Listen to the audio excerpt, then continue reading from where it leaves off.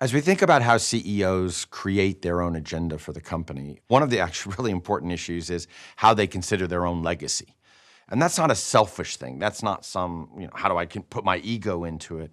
It actually forces a CEO to ask very different questions. One of the issues for CEOs is they're overwhelmed constantly by the urgent. And one of the questions always is, how do I strip through the urgent to get to the important? And by considering legacy, it forces you to say things like, what leadership am I leaving behind after I go? Who have I prepared to be the successors and the successors to the successors?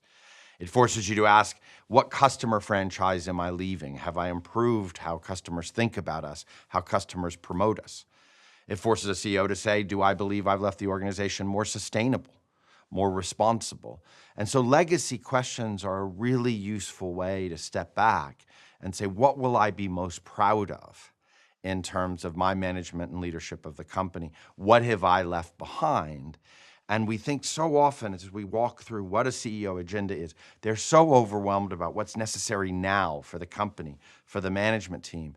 And to step back and say, but what do I want to leave behind is probably one of the greatest questions a CEO could ask.